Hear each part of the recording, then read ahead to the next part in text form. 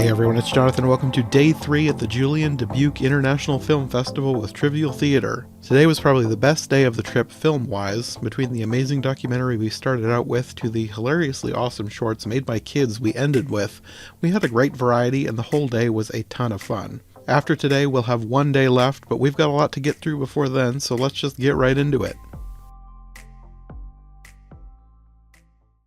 Okay. Day 3. Yes, JDIFF Day 3. Ha ha ha ha. We had some good ones today. Yeah. I mean, that's one thing about JDIFF, and I didn't realize this. They start with well over 1,000 entries, and they get it down to something like 150. And that's both shorts and features and documentaries, and basically whatever they show is, like, that 150 is encompassing of all that, so. Mm-hmm. But yeah, I mean, I don't think there's anything... There were some things that could have used was maybe some editing or, scripting, but I mean, that's movies generally. Mm-hmm. But yeah, overall, everything was like the level of good with everything that we've seen. Even the stuff I didn't like was still good. Oh yeah, no, absolutely. And I guess the thing about a film fest is, unless it's meant to be a schlocky, mm-hmm. your baseline even for average is a lot higher than what you would get for a lot of things. Mm-hmm. I guess I would say. Yeah, first thing up was one called Call Me Dancer. And that might be my new favorite one so far. Oh, it was incredible. Like, just the dedication that it took to put it together. Yeah, it took them years to make because they were following this kid who, grew up really poor in India and had many setbacks over the years. They didn't even know if the film was going to be finished. Went through the pandemic. They thought that was going to end the thing. The kid got an injury. They thought that was going to end it. It was a really good movie. Well, and even the direction, the Q&A afterwards, I think it was the producer that was here, was talking about how initially it was going to focus on was originally going to focus on the ballet teacher that was from the States, or he was from Israel, had been a famous dancer in the States, and then had gone to Mumbai to be a ballet instructor, like a really high-end ballet instructor. Mm-hmm. And then it had shifted to these two students that had come into the program that were just like prodigy level good. Yeah. And then the one ended up joining the London... The Royal Ballet. Yeah, the Royal Ballet in London. And then the other one, it became his story, basically. Yeah, the one who was basically trying to find a job and more training through the whole thing. Yeah. And it was cool because it didn't just focus on his journey. It was talking about kind of the not requirements, but the point that a lot of Indian parents take care of their kids to a certain age. They put them through school, and then it's the kids' job to take care of the parents after that so they can retire and live life, basically. Which was fascinating. Like, the things that I learned about Indian culture, and not that it focuses directly on that, but you do get those moments, and it's incredible. It really was interesting. It's there in the background, adding another layer to the movie. Yeah, absolutely. It was a multifaceted movie, and nothing was dramatic. It was very straightforward in its approach, but it was well shot. A lot of it was shot on iPhone. We ran across a lot of iPhone-based stuff throughout the couple of days. iPhones have been getting better and better cameras. Yeah, absolutely. Not that I do a lot of video on my channel, but I've shot some on iPhone, and it looks better than when I had used to try and shoot with an actual camera. Yeah. So. Well, and it's easier to shoot with, and as long as you have something, a gimbal or something to stabilize, you're in good shape. Audio is a different story, but that's true of any kind of setup like that. But no. And the award ceremony is actually going on or finishing up as we're talking. We saw the red carpet as we were leaving the building.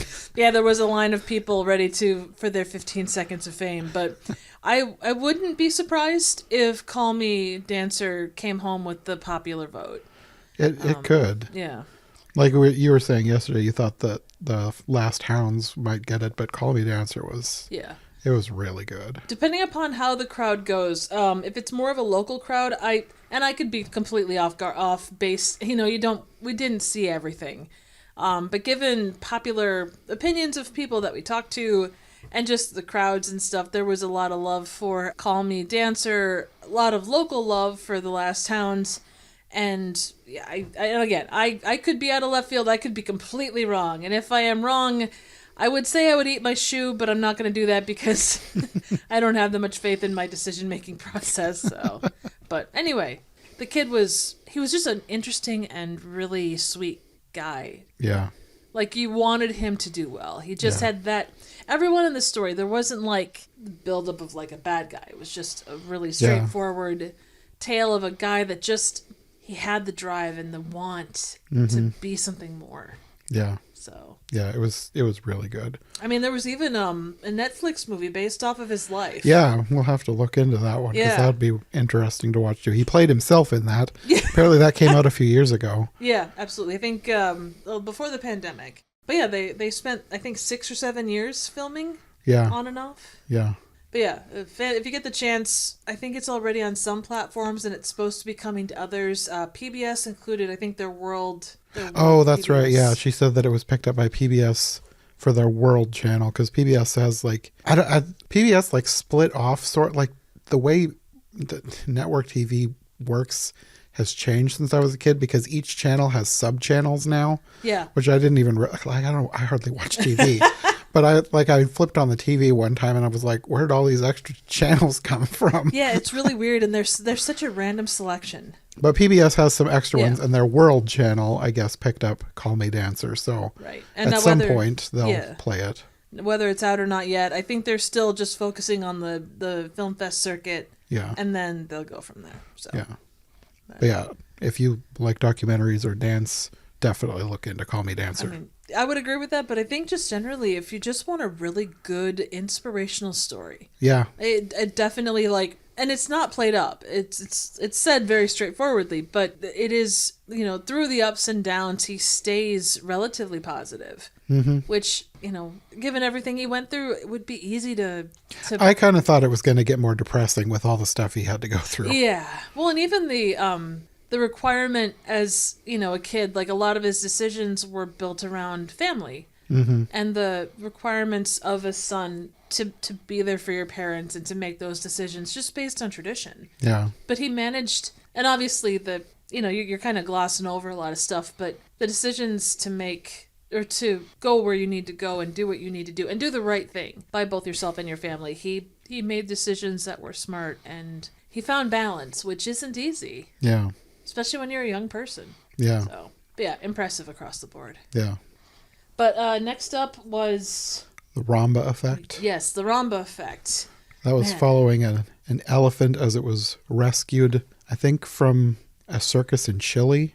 I think it was a 7-year journey. And the story, as the documentary picks up, is as they're getting ready to... take Ramba from like a safari park. So the Ramba had been let go from the circus because she had liver failure, I think. They brought her to this... Might have been kidney failure. Or kidney failure. Not that it matters, but it might have been kidney failure. You're right. I think it was kidney failure. But she'd diagnosed with kidney failure. She was supposed to be temporarily at this safari park, and it ended up being 7 years to get through all the paperwork and permits and all that kind of stuff. Mm-hmm. So they finally got it figured. They got everything lined up. And the bulk of the documentary was the process of the 6 days to get her from Chile to Brazil, where there is an elephant sanctuary that's run by some people from Tennessee.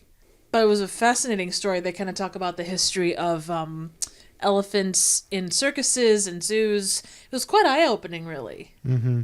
How captivity is both good and bad, and I think that's true of anything. And we were kind of talking, not that it's different sides of the argument, but you do kind of get some juxtaposition between The Last Hounds and this. A little bit. Like, not a ton, but just kind of similar. Not the same kind of scenarios, but kind of, I guess...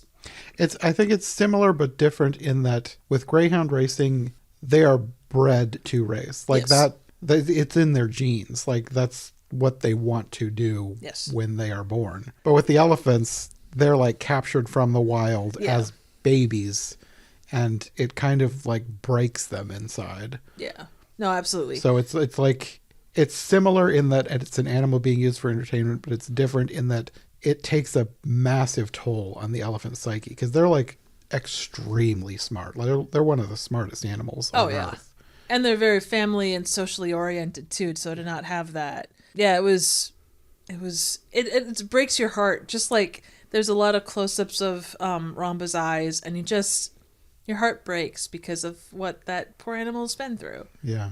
even if it's treated well at a circus, it's still, everything that they are, they're, to get them to do what's needed, they're oftentimes beaten, and they don't really go in depth on that, which, I mean, the story is one of help, not hurt, or not documenting the hurts, but more. There is a old footage of a really awful situation with an elephant. So like this is not like a light watch. No, this is a heavy documentary. It is. It ends on kind of a hopeful note, but it's very bittersweet all throughout. It's hard to watch sometimes, but it was very well done. Absolutely. And another iPhone one. Yes, absolutely so. And again, like beautifully shot across the board. And it was her first movie, she said. Yeah, it was. I mean, and that was actually the case with a lot of the things that we've seen. It was first or second features across the board for a good chunk of what we saw. But it was so well done. Yeah, it was. You would never know it was the first thing she'd ever done. Yeah, no, it was fantastic. Just incredible. Like the way that it's the interviews and the footage and the story they told. Like there were very few dry eyes in that house. And it was a relatively full room. It even got me to tear up, like actual tears. Like that, I'm not a crier at movies, but both this and Call Me Dancer made me mist over, but this one got an actual tear. So yeah. Well, and just your heart breaks for this poor creature that just... one of the things that they talked about was imagine taking a human and locking them in their bathroom. Yeah. And that's kind of what from their descriptions, what you would get in like a zoo setting or like a circus setting, especially. I think they're basing that off the fact that elephants roam very wide. Yeah. And like the amount of space in a zoo, even if you think it's big, it's basically the size of a bathroom for them. Absolutely. Yeah. Compared to what they're used to and the lack of companionship and the inability, obviously, the inability to talk or, emote in a way that people can tell. But yeah. No, it was incredibly well put together. Another must watch.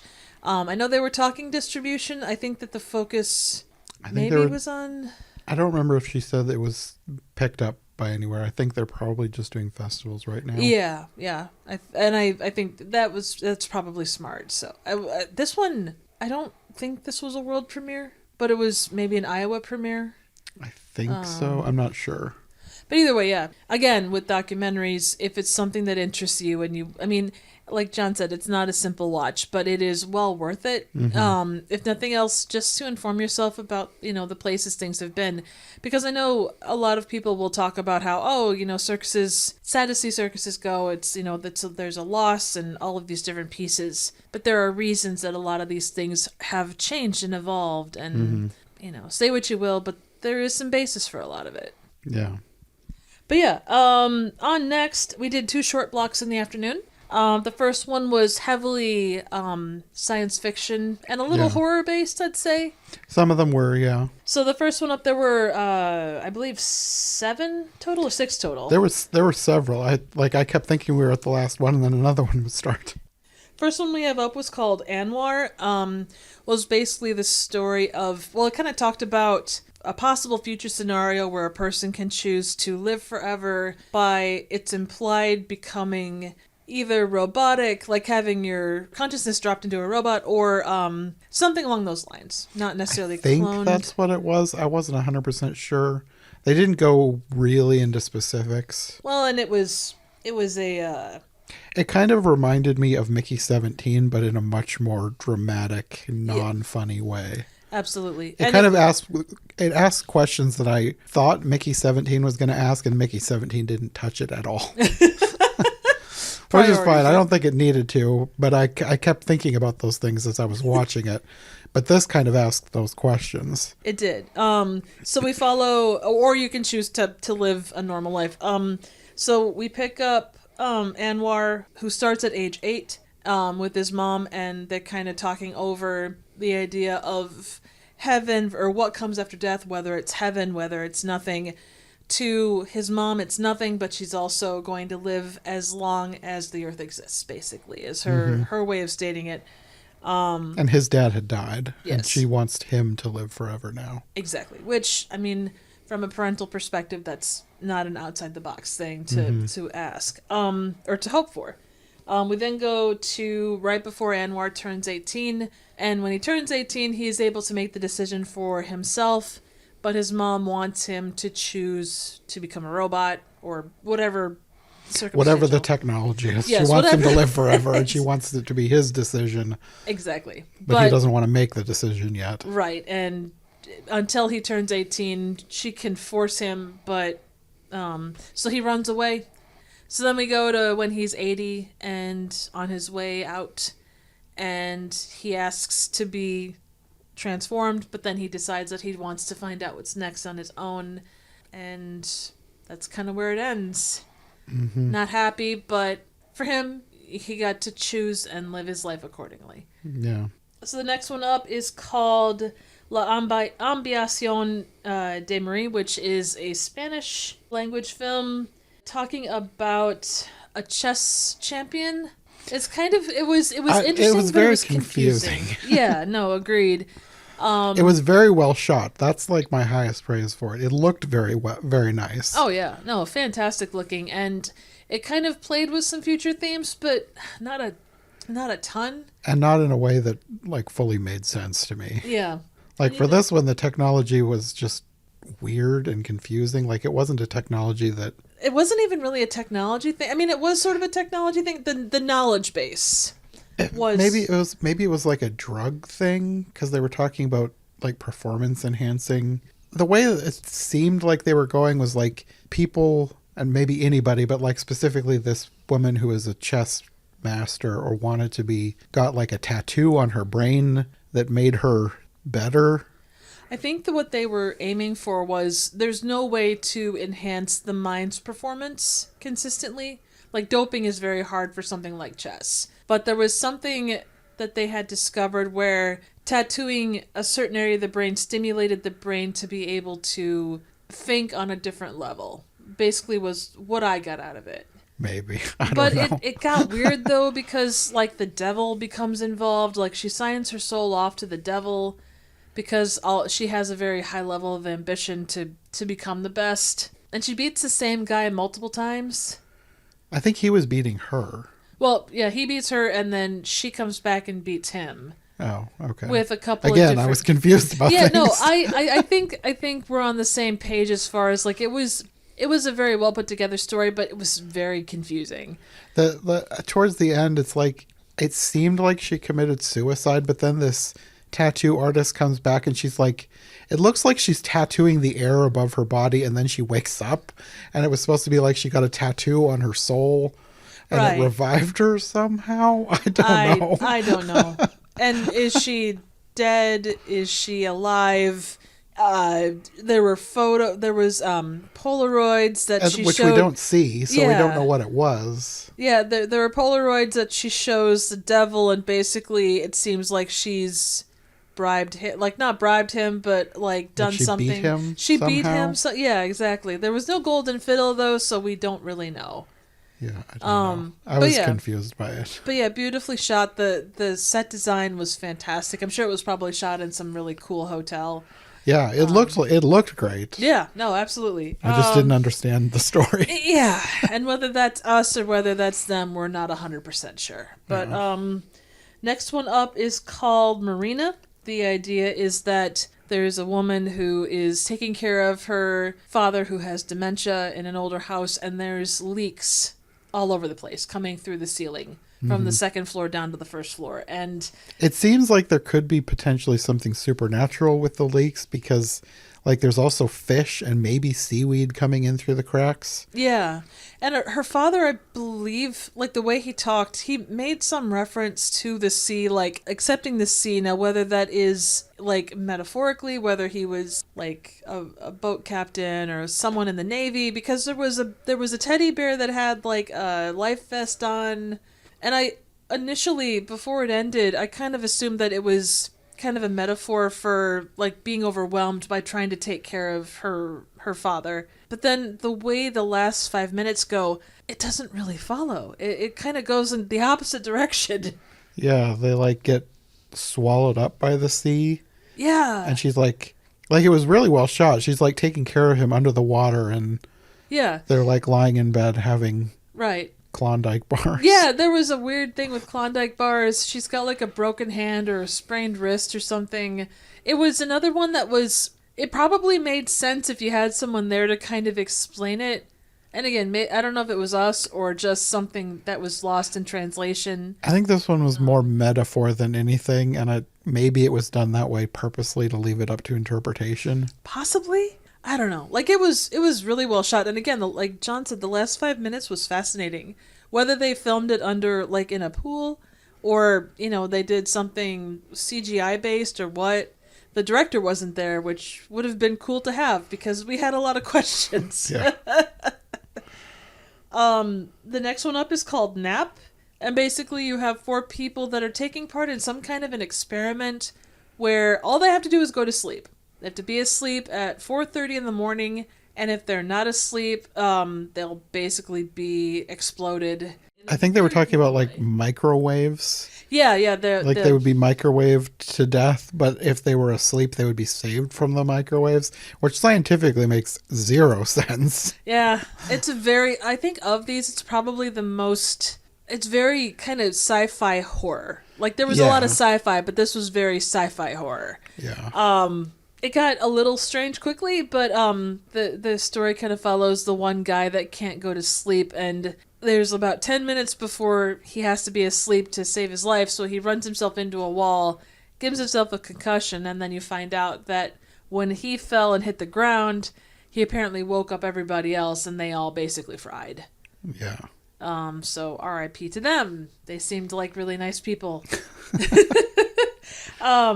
You see different variations on this, and from a horror perspective, I really enjoyed it. Like, it was a very tight story. It was well told. It was interesting. And you kind of even get like this you don't see a lot of them, but you do get like this sleazy kind of corporate guy. The way he was talking, he was like Thanos if Thanos was a weirdo.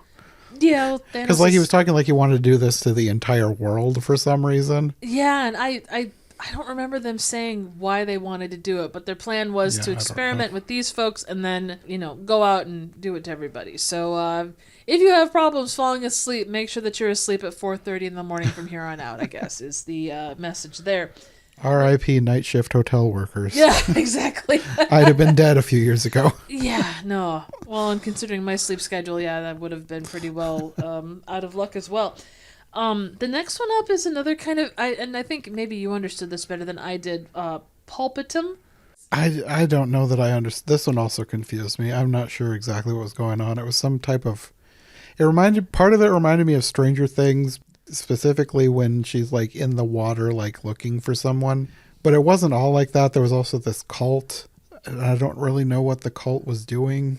I was confused. There was another one that confused me. I was too. I kind of got Matrix vibes, just the way that they were in one world, but then by going into maybe the I'm water... thinking of the OA. I think it also reminded me of the OA, because I think there's a scene where she's like looking for somebody in water. Yeah, no, she's looking for her sister. Like, that's kind of in the background throughout. She's looking for her sister. And I think she goes, whatever the difference is between the two worlds, if it's like interior versus exterior, or maybe it's a different part of the planet, her goal is to find her sister. But at one point she's got her head in water, and she has all the like the leads to her brain activity and stuff on, and she can't concentrate well enough or something. Mm-hmm. But there's an evil cryptic cult. Like, again, well shot. The set design was great. The acting was pretty solid in my book. Like, you get like a real sinister feel from the entire thing. Yeah. I think having someone there to explain it would have been good. Yeah. But again, they're shorts. What are you going to do? The next one up is Terra Luna, which was your favorite. Yeah. This one felt like at the beginning to a movie. And they even said they had more ideas for more. Yeah. But it was basically this woman who was like living on a moon base, trying experiments to see if they could terraform the moon. Mm-hmm. And there's like a little robot that's with her. It's implied that maybe this isn't even happening. Like, maybe she is in some type of simulation. Like, it's not completely clear, but it was done in such a way that I didn't care that it was clear, and I also wanted more. Yes. This one was also kind of funny. Mm-hmm. Oh, yeah. Which that's always going to make something better for me, especially with some of these that were dark. Oh, yeah. There was a lot of heavy in this. Like, sci-fi heavy, not really like the Ramba effect heavy. Yeah. But no, I agree. It felt like kind of not a teaser trailer for what could have been, but it kind of was. It felt like somebody did a short film as kind of like a test for a full film. Yeah. Like maybe a test pilot, but for a movie instead of a TV show. Yeah. And the directors for this were there, and they had quite a good Q&A. Unfortunately, we were way at the back, and the guy was incredibly soft-spoken. But no, it was just the things that they ran into while trying to do this little bit, because it was all green screen. It was good green screen, not bad. Yeah. But they had stuff on set that she could interact with. Yeah. So the robot was actually real. Yes. Something that they were programming to interact with her. And he was really cute. Yeah. Just a little one-eyed. Like, if you know what a gorilla pod is, it's like a tripod, but and this was like one of the legs of a gorilla pod, but with a big eye on the end. But the eye is kind of cute. Yeah. Like a cute robot eye. It'd be like if Hal from 2001: A Space Odyssey wasn't a megalomaniac level crazy guy. So the last one is the Lethe, which was essentially 3 college students kind of program this thing that can rewrite the way your memory works. And they practice on one person, and they find that they can do it. They take it to their professor, and they can either turn it as an assignment to get credit, but then lose the intellectual property rights to it because it would belong to the college, or not turn it in and monetize it themselves, which the technology was cutting edge. It could change lives for a lot of people. One of them was dependent on a good grade in this class, and the other one wants to go full monetization, and the other one in the middle is kind of, she doesn't want to do it, but she's not going to stand up as strongly. Yeah. And things go south. And this was my personal favorite. The way that it's played is very good. It's a relatively small concept, but it worked on multiple levels, and the ending is relatively dark, but I thought it was very well done. The whole thing was very well done. I prefer movies where good wins. No, I good 100%. did not win in this one. No, not remotely. And it ends with a very smirky grin. Yeah. But yeah, it's very enjoyable. But as a short, it was very well done. Yeah, it told a complete story in a relatively short amount of time and was very, very well done. Yeah. So, and not confusing at all, like some of the ones that had come before it. Yeah, no, I agreed. Of them, it's probably the most straightforward, kind of like classic kind of horror sci-fi thing. Yeah. Science gone wrong, I suppose, for lack of a better term. Depends on who you ask. It went right for somebody in the short. All right, the last thing that we saw was actually a block of shorts that were done by young filmmakers. So ideally speaking, people under the age of 18, although the one studio that kind of submitted a fair amount of them worked with people up to age 25. Yeah. But yeah, basically it was under 18s for the most part, and 4th and 5th graders all the way up to high school students. Yeah. So it's pretty incredible what we saw. The first one up is called Broken Reflection, which it almost felt a little bit ghost or paranormal-esque, but it turns out that it's more kind of memory-based. Yeah. This young lady sees reflections of her, just reflections of a gentleman in multiple surfaces, and it turns out that it was an abusive boyfriend, we think. Yeah. Or partner of some sort. But at the end, there's a whole bunch of mirrors, and she sees his reflection, and then she relives all of these moments where he was quite abusive. She picks up one mirror that has fallen, and it's cracked, and it seems like she's able to be free of all of the issues, I think. Maybe. I think. It wasn't exactly clear, but, like, I didn't mind that it wasn't clear. Yeah. It wasn't confusing like the others were. Like, this is one where I think that the point is to think about it. Yes. Whereas the other ones, I think it needed a rewrite or two.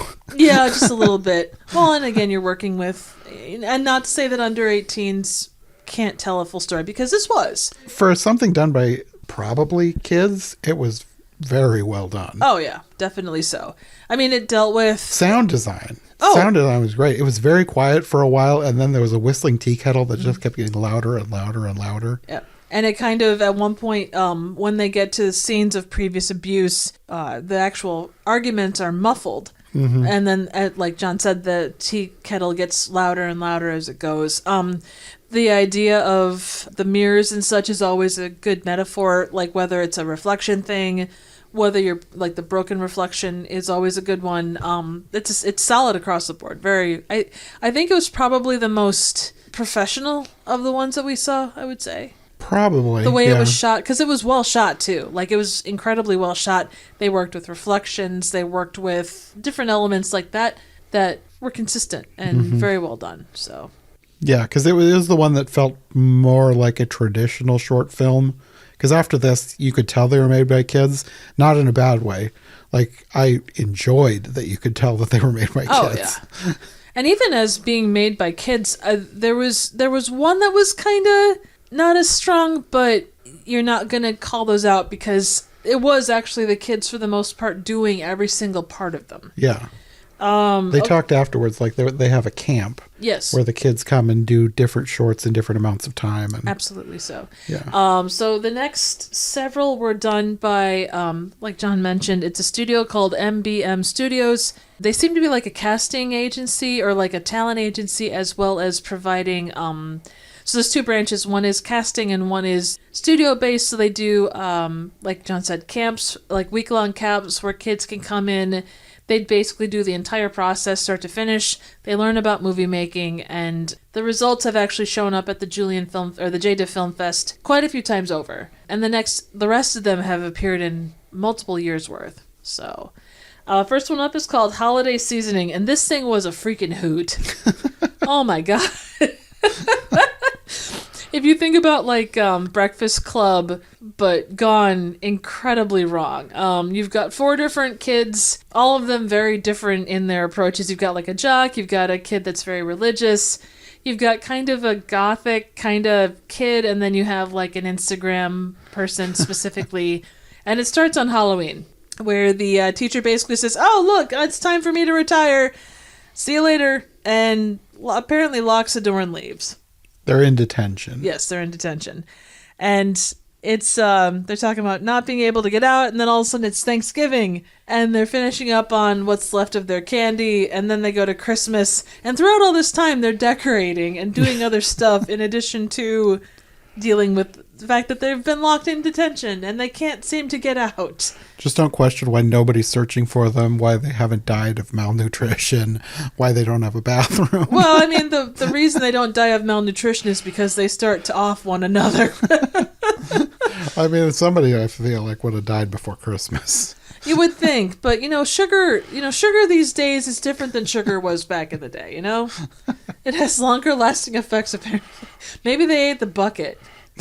I mean, we do see less Halloween and Christmas decorations. Maybe they got onto eating the garland at one point or another. But they off one person, and then that person comes back as a ghost, and as it goes along, more of them die, and it's very morbid, but it's also very, very funny. It was like a horror comedy, so yeah. it's not like disturbing. No, absolutely not. It is as light as horror of that respect can be.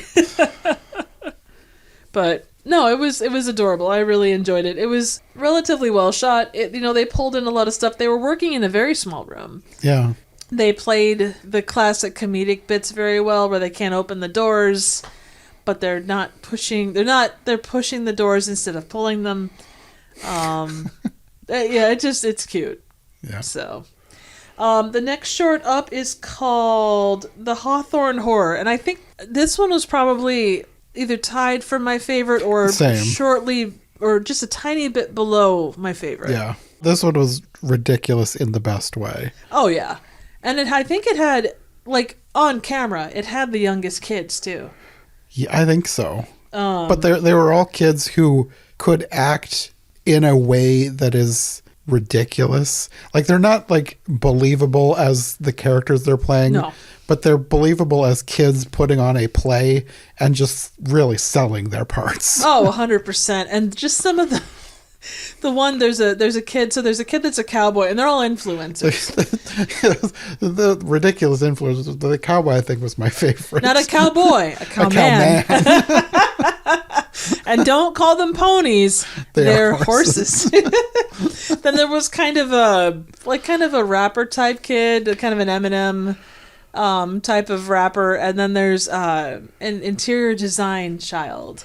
Yes. But it almost sets up a little like Clue, a little like House on Haunted Hill. There's a little old lady who is also a child in a wig. Yeah, a terrible wig.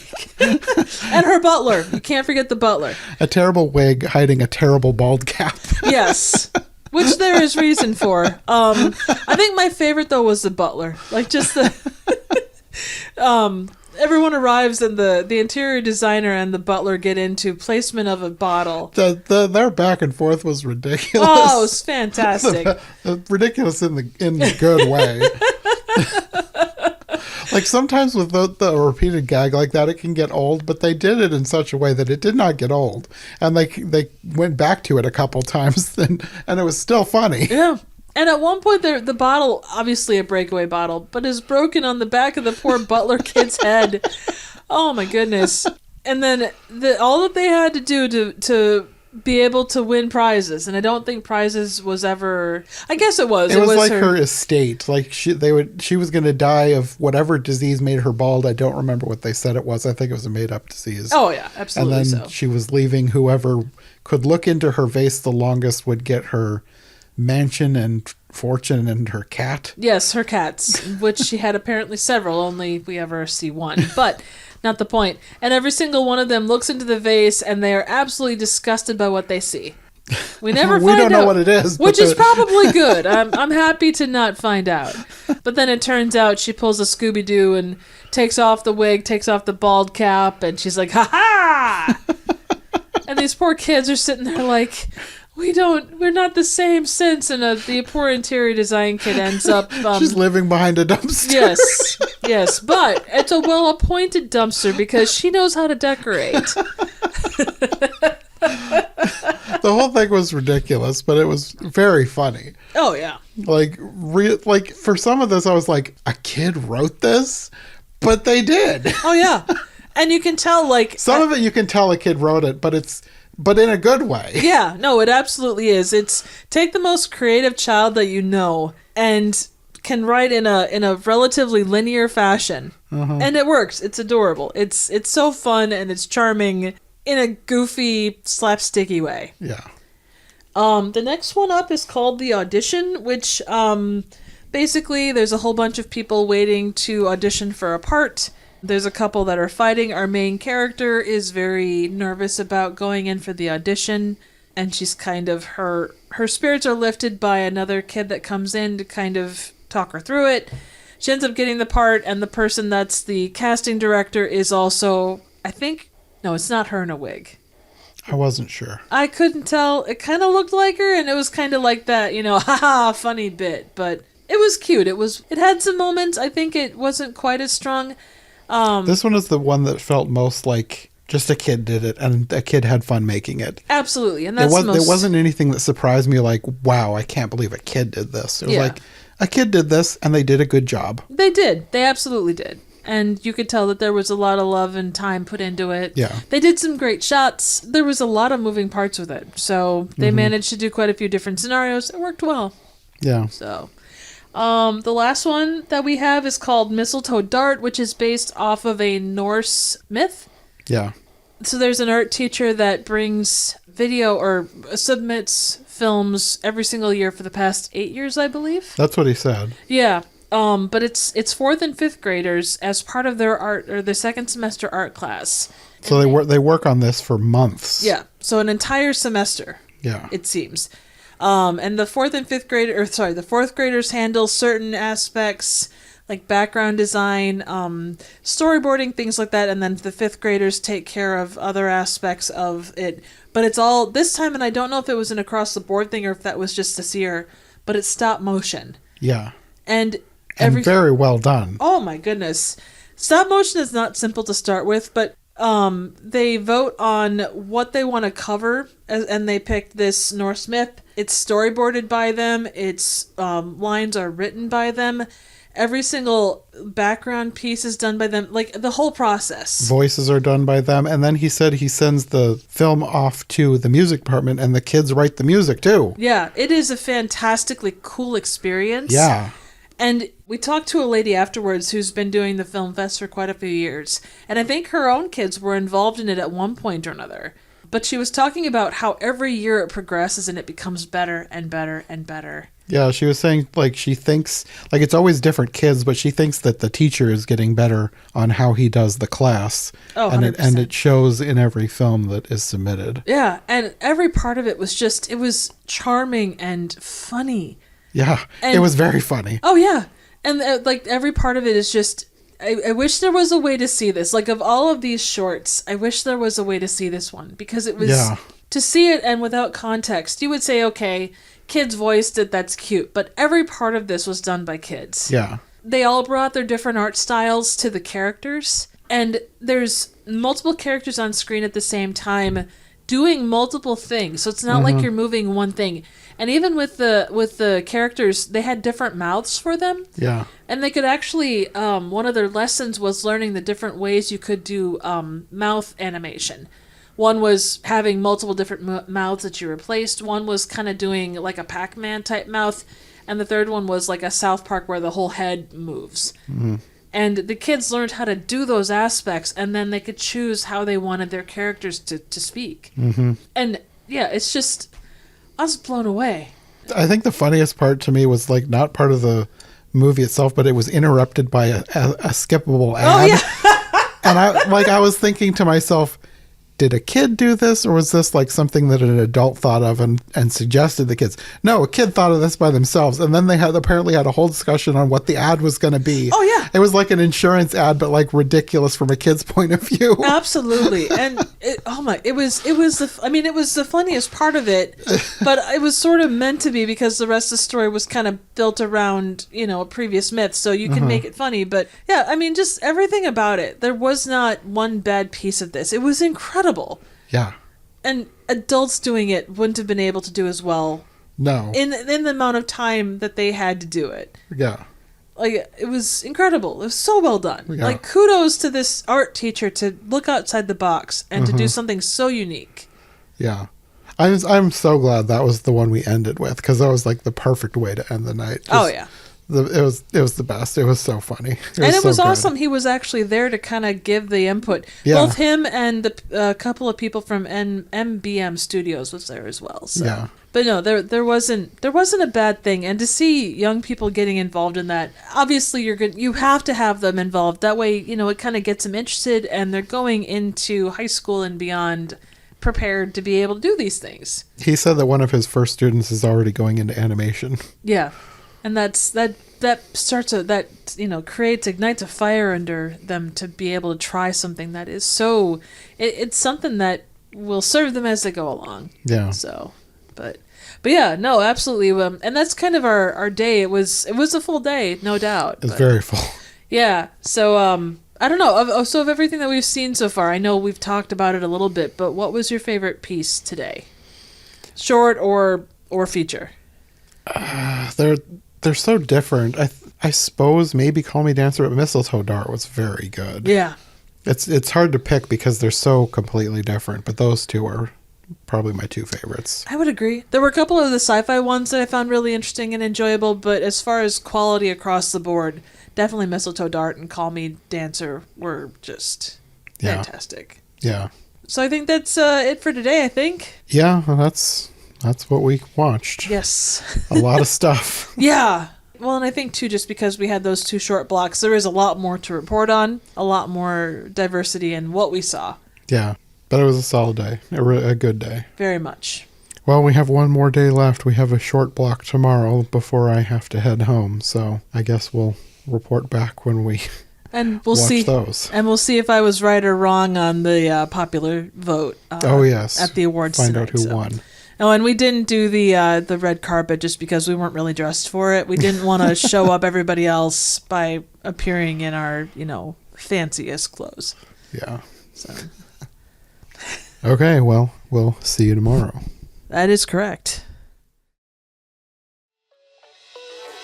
Thanks for listening. If you enjoyed this episode, make sure to subscribe and follow my co-hosts as well. My link tree and all of our links will be in the description below. If you want more of my content, all my podcasts are available on YouTube as well as most podcast platforms. If you enjoyed this show, check out one of the other podcasts or check out my Patreon for bonus and extended episodes you won't find anywhere else. We'll be back soon with another brand new episode, so thanks for listening and we'll see you next time.